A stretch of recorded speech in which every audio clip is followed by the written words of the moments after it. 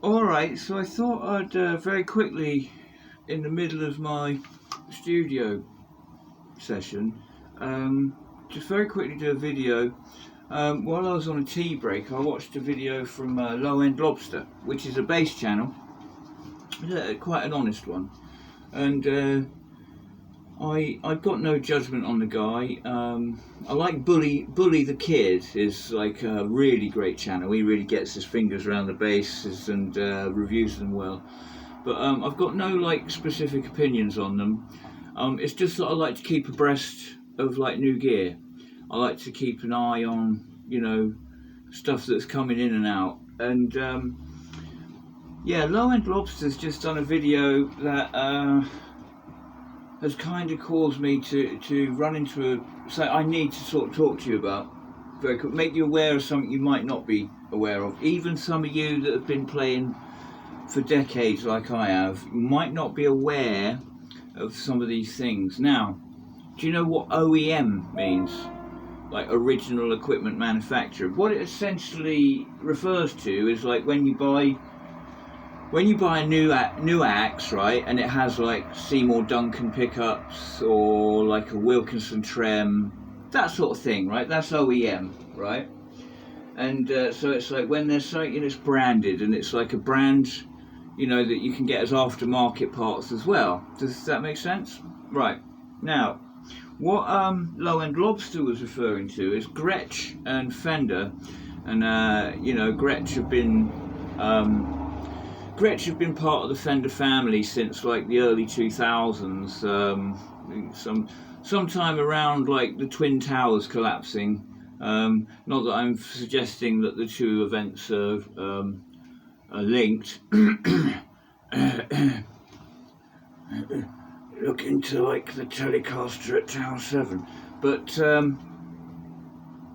what they've done is they have advertised a bass. What I'll do is I'll link his channel below, because it's worth having a look, because it's something that, it's the sort of stunts that these guys pull all the time, and he's digging in at Fender and Gretsch, but really they're doing nothing that all of the corporations do. They all do this shit. But what they've done is they've made a pickup that is got two coils, but only one's working. He uses like a something I didn't know existed, magnetic field paper that you can put over a pickup, and it shows you the magnetic field, and it shows clearly that only one of the coils is working. So it's just like, he got this bass, everyone's recommended this Gretsch like short scale or medium scale, like single cut bolt on sort of Les Pauly looking, like a Gretsch bass. And it sort of looks like the old Epiphone like attempt at like an EBO type of thing. Anyway, and what he's discovered is they come like advertised as humbuckers, and they actually are single coil, and he's quite disgusted by that. Whereas, to be honest, I'm not that bothered. Well, for one, like, the single coils probably actually sound better, but it's just not that important, especially on a bass of that sort of like price point. Yeah, it kind of looks like this like Les Paul Triumph bass. If you've ever seen one of them, it's an unusual bass, very unusual bass, that Les Paul Triumph. And it kind of looks like that, and yeah, the humbuckers in it are no such thing. They're single coils, and there's kind of quite deceptive practice to make it look, to have these like fucking slug coils that haven't even got any windings on the bobbin. So that is kind of deceptive, but as long as the bass sounds good, that just shows you that they're using like shitty means to attract you to buy something. When, as Low End Lobster points out, they could have just like said, "Oh, they're single coils," and none of us would have questioned it, and it's still a great sounding, great playing bass that has a great reputation. But it is sad. But you must understand that all of these fucking corporations are absolute shitbags at heart. All of them. Like, none of them are like, they're all doing externalities, and corner cuttings of every type. The reason I want to talk to you about OEM, and this is really important, I really want you to take this on board and use your noggins. I used to race mountain bikes in my youth. Russell Brown, if you're watching, it was great when I used to race with your brother Roy. Like, we had some great times. And yeah, I was actually young. I was a young teenager. And I raced for like Burt Hawkins Racing with Sheldon Kestrels and Chris Hopkins Cycles. I had a fucking great time. Burt Hawkins Racing was Scott at the time. And I was only a kid. And, you know, the reason I think I've managed to get away all these years of being a couch potato is those very early formative years, you know, pushing myself as a cyclist. And yeah, I raced mountain bikes. And back then, in the late 80s, mountain biking was very different to it is now. There was no like cross country and free ride and downhill, and you know, it was just mountain bike racing, right? So it'd be like, you know, cross country, like a Malvern Hills Classic, right? Would have like, it would be cross country but with some bomb holes, right? So there would be some sort of jumps. And the only places that had like real like downhill specific racing were was really in America with the Mammoth, like kamikaze, you know, where you'd go down Mammoth Mountain, you know, it's like fucking legendary, John Tomac. And anyway, I go on about that. But something that occurs in mountain bike production is OEM equipment. Now, the worst culprits were Kona, the brand Kona. Lovely bikes, but they would have all race face drivetrain components, like, you know, your fucking cranks and the chain rings and whatnot, were all race face. Now, race face, as an aftermarket product, are really expensive stuff. So let's say it's a 300 quid, let's say it's a 350 quid crank and bottom bracket assembly with chain rings. And it's race face. And let's say it's, I can't remember the fucking names of the range now, but let's say it's Race Face XC, right? For sake of argument, it's Race Face XC. And like, you know that's a 350 quid fucking crank set. And you buy in your bike and it's like 1200 quid, and you look and you say, oh, it's got Race Face XC crank set. Okay, and it's a Race Face XC crank set, right? Except it isn't. Kona have so much buying power that they spec from Race Face a specific crank set just for them. And it is a Race Face XC pattern, but it's made out of inferior alloy. So it's softer, it's heavier, and it will wear out quicker. It's a fucking evil little con. So what I'm saying to you is, the OEM part on the complete build is not the same as the part when you buy it in the shop.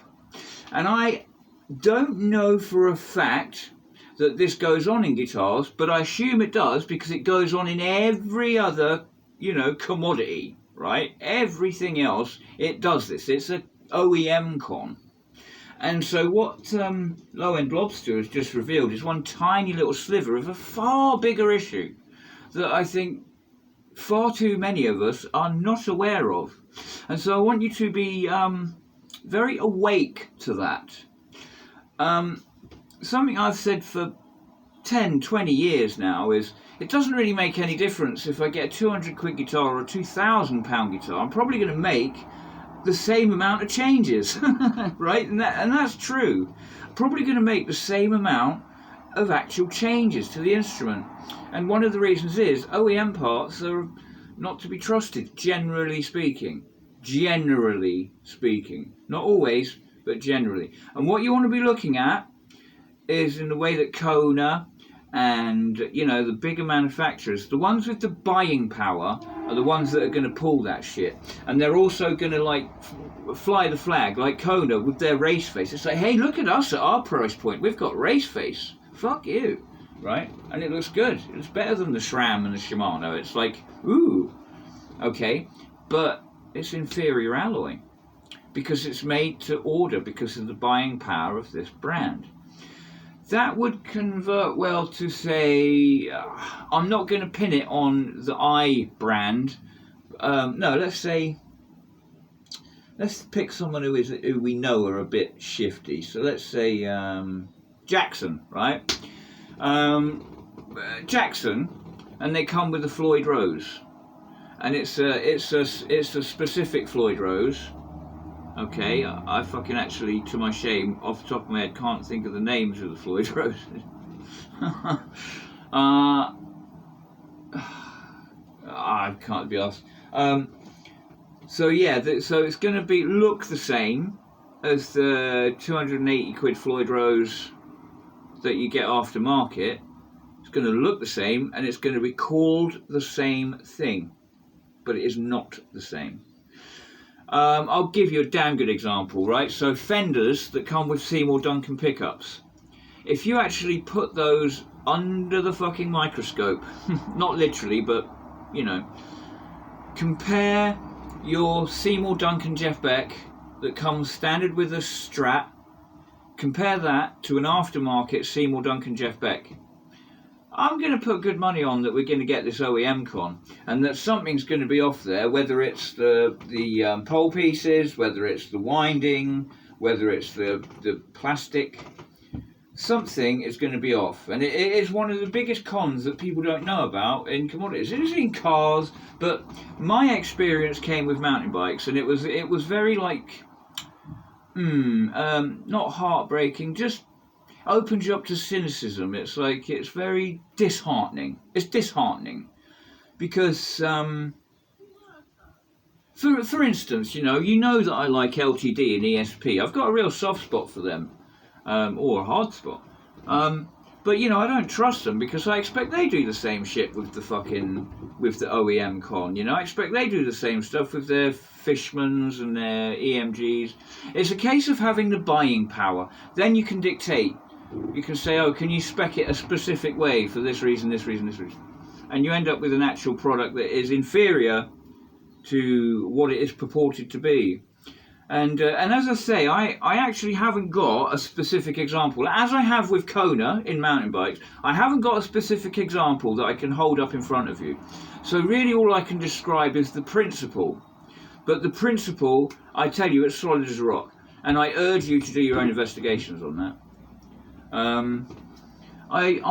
Anyway, in other news, I spent hours laying down a rhythm track on the little 8-track. Laying down basically the drums and percussion track. Now I got it exact. It took a lot of counting, a lot of maths, a lot of patience.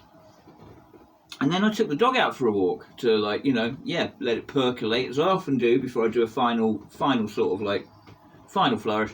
I let it percolate, walk the dog, let it percolate, have the music running in my head. And quite often in that walking with the dog, my imagination goes somewhere where it wouldn't have done had I had a guitar in my hand. So while I'm walking about, my imagination, the music goes somewhere in my imagination, unhindered by the practicalities of actually playing the instrument, unhindered by that. Okay, so the imagination just flows. And I find this a very useful part of the songwriting process. Anyway, I came back, plugged back in, and I thought, right, I'm going to just jam that riff again. And instead of loading up the specific fucking drum loop and all that, I just, whatever drum loop's there, just whack it in the right tempo, And then as I'm jamming to this fucking random drum loop that's in the right tempo, right, 90 BPM, holy shit, this really pops. It's miles better than the one I've recorded. So I'm going to have to start all the way from scratch again. So, these are the trials and tribulations of recording, and, I wish I was in an Abbey Road situation or a fucking Glenn Tilbrook situation whereby I had the wonderful Dick Beats, the boot stick, the Richard on his fucking drum kit, and I could just let him loose. But no, unfortunately, I'm marshalling all my digital forces, and I found that at the last hurdle, I actually found that it just popped. It really made the whole fucking thing just pop rather than be like a pedestrian plod. These things happen. The other thing is I have been restringing guitars like a madman. Clemens, bloody thank you so much. And one of the biggest pleasures in that, well, another disaster that occurred, was the Stag Nitro Telly, which it's never been this clean. I mean, when I got it, I put new strings on it and just played it to death. I never really cleaned it properly, so it's been a really cleaning. I took the orange sticker off so that it's proudly a Stag, so I can yeah, right? I Scotch Brite. I know a lot of you won't like this, but I did the old Scotch Brite on the back of the neck, make it nice and slippery. Not that it makes a lot of difference, but now can you see the colour difference front and back? Can you see that? It's gone very like, it's lost its sort of orangeness. It's like a bit, anyway, so I went through the whole process of like putting in an Alchemist 90 humbucker size P90 in the neck. Got it in there, okay. Last hurdle, and I hadn't got a fucking pickup surround that it popped through. The only ones that I had were so high. Okay, they're so thick, they're the thick ones like you get on the back of a guitar with a break angle, that it would be like poking out above the fretboard. So I had to undo it all and put the other fucking pickup back in, which really was a bummer, because that means I was like an inch away from doing my first electronic mod, and I had to turn back at the last hurdle. So at some point I've got to get more pickup rings that will accommodate this motherfucking Alchemist 90. So iron gear Alchemist 90 pickup. So yeah, anyway, like everything is gleaming on this. Look at even the machine heads, just absolutely gleaming. I really went to town cleaning this because I adore this axe. I absolutely adore it. Like it's been laying up for a few months because the strings were so dead and so miserable. I just didn't want to touch it. So all of the Telecasters was restrung yesterday, all of them, and also, like, great studio tool. I've got the Yamaha back up and on the go, which is also bloody awesome. And I'm really happy with the little mods that I've done on this. I just think this guitar's amazing. You know, I think if you're ever buying, like, a friend or a relative or whatever, a first guitar, you know, these ERG 121 packs, these guitars, you could have this could be a guitar for life. You know, that's no exaggeration. This could easily be a guitar for life. You could just upgrade it as you went along, as you wanted to, and just crack on. Yeah, it's been my predominant songwriting tool really since I got it. Yeah, so like I've just been doing loads of restringing. Right now, I am the sounds that I'm using for the track that I'm doing. It's like a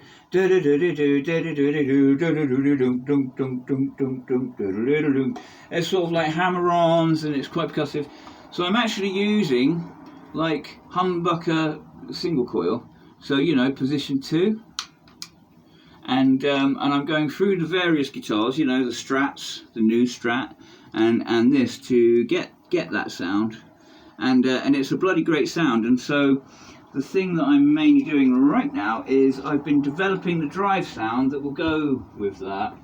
And I have landed upon, this is the rig today, I have landed upon, yeah, I'm using, you know, the venerable Stomp Lab, and got the Governor, got the Behringer Tube Screamer, and I've got the Metal Zone, and yeah, basically, like, some situations I'm using the Metal Zone on its own, and other situations I'm using just the Governor and the Tube Screamer, and it's a wonderful sound. I can't play it to you because I'm in headphones at the minute. I'm in direct line, but yeah, wonderful, absolutely wonderful. Right, to finish off, last off, I want to do a big shout out to Chris B, the Snail Driver. What a wonderful, wonderful chap. He has helped me out so much getting this shit together.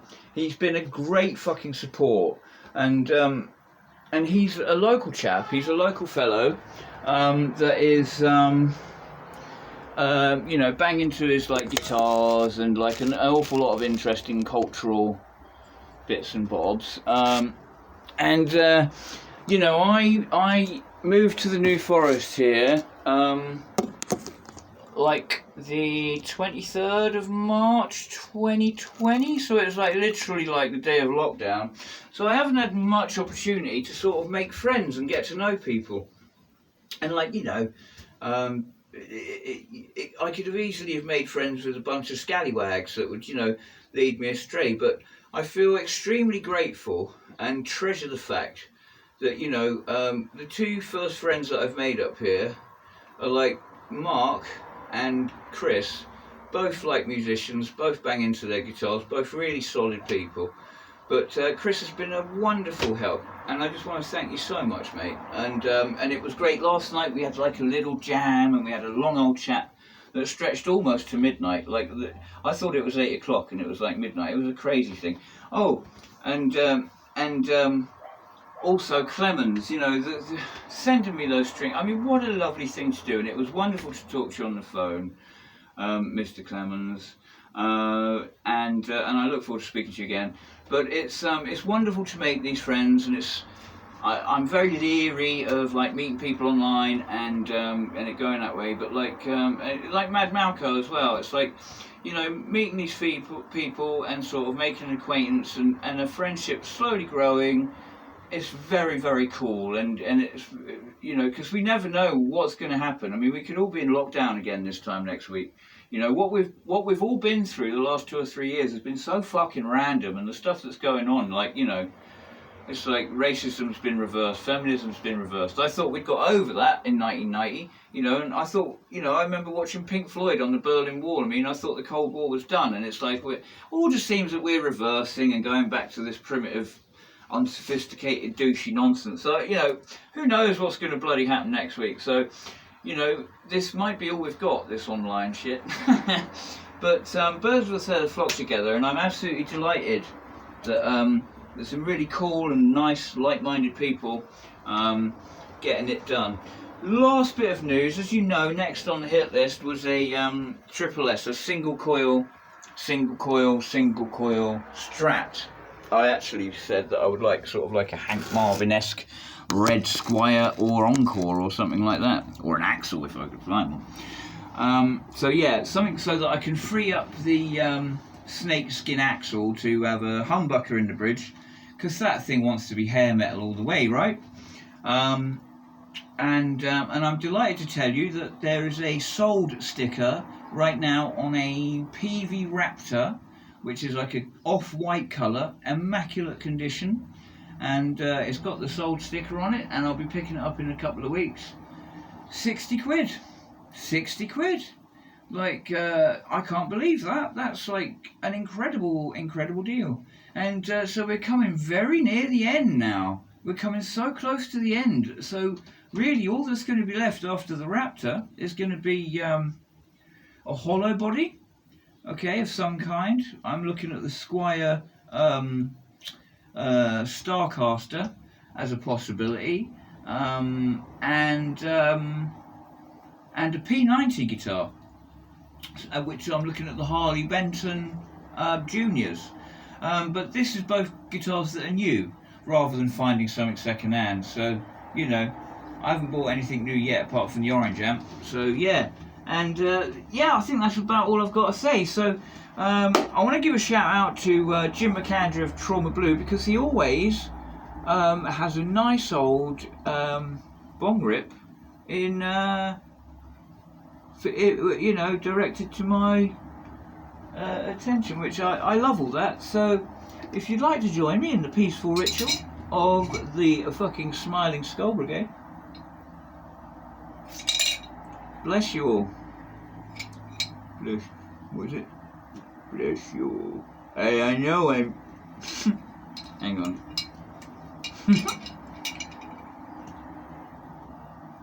I know I'm looking a little thin, but, you know, this is how I look on stage.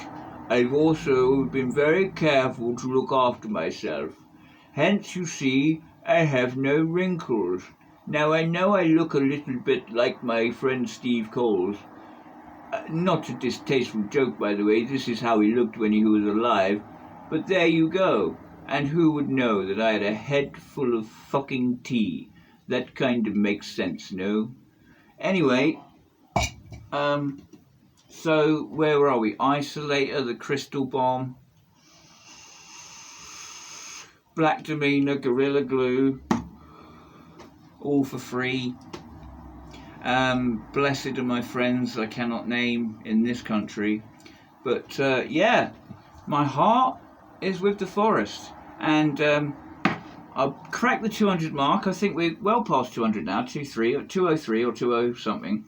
And I've got like a dozen fucking requests to do stuff in my thing. I've got to do like, finger picking lessons. I've got to do a blues track without distortion. I've got to do I've got to do my track "Remember Me" that I wrote on the street when I was busking a few years ago. What else? So yeah, I've got to do a Guerrilla Gig podcast. Somebody wanted me to do a video in black and white. I don't know how I'm going to work that out. I'll work it out. But there'll be a Friendship Friday coming up. I've got a good one in mind for that. And Tone Tuesday, I don't know whether this is a Tone Tuesday or not, is it? I guess it is. Like, Tuesday's always here. But yeah, bless you, and wherever you are, stay safe.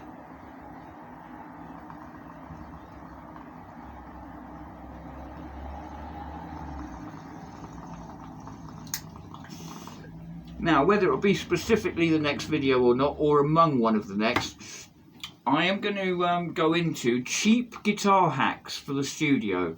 Okay, really useful stuff that won't cost you fuck all to get great sounds in the studio. Guitar hacks for the studio, stuff that won't cost you anything really. And I've got some really fucking good ones. Also, the secret weapons one will be coming up, but yeah. Very soon there'll be the guitar hacks, studio guitar hacks, and here's the clue: I am the hack.